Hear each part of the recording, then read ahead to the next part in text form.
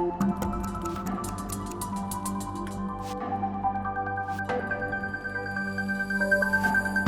Jonathan here. So welcome. Today we are going to see in 5 minutes how we can model for architectural design. Let's do this. So once we have a sketch, we can scan it or we can screenshot it depending on where you did it.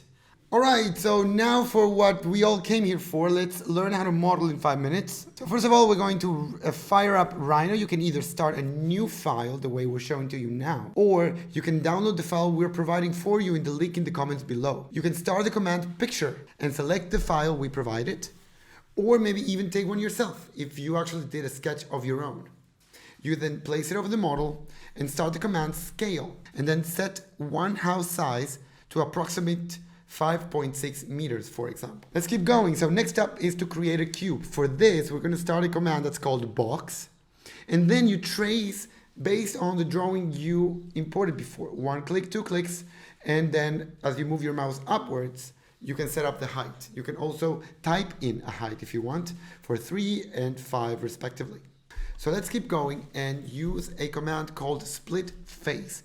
And this will be the SketchUp way of doing things. We're essentially going to draw a line on top of a face and use that line to adapt or change the model as we had it. So let's start again with start command split face, and then trace the roof line on the top.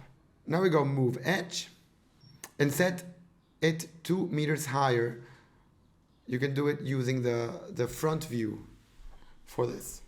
Now we're going to export an STL for 3D printing. It's a very primitive software that it's very good because it's very free. You can do a lot of whatever you want. But for certain things, it takes a couple of extra steps to be precise. For this reason, we're going to explain step by step how to keep the scale in Rhino for it not to run away from you. Well, we need to do this because essentially an STL has no units.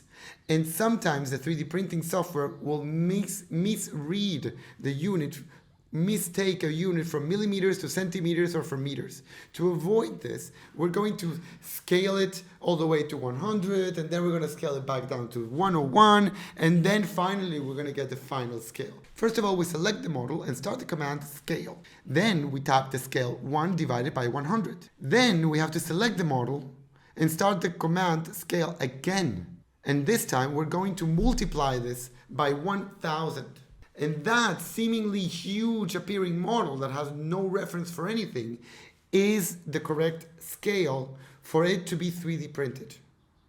Select the pieces, start the command export, save it as an STL, and you're ready to go for 3D printing, which you can follow in the next video. In 3D Journey, you can find a full stock of videos to learn modeling in ArchiCAD and Rhino, Fusion 360. You can find courses where you can learn basic skills and tools, supported by exercises which will give you practice in the steps it requires to create a useful 3D model.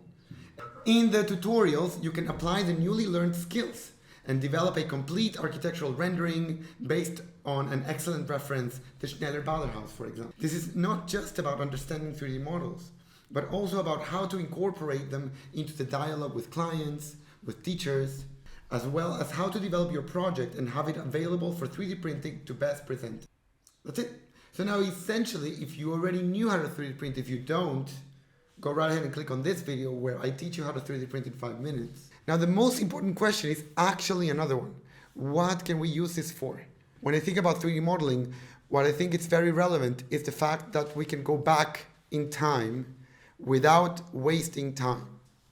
What do I mean? If we look at the design process as a cyclical and iterative process, we can always go back to we sketch, we scan, we model with 3D print, we change the model, and we go back again. And when we do that, we can always go back to that 3D model that we already modeled, and we can add detail. So one of the use cases is definitely the level of detail. You can start with a little bit of detail at the beginning, which is the blue area on the left. And once we realize that that is actually something we might want to do, we go back and we add the roof. And then again, and we add the windows. And that's how we can move forward.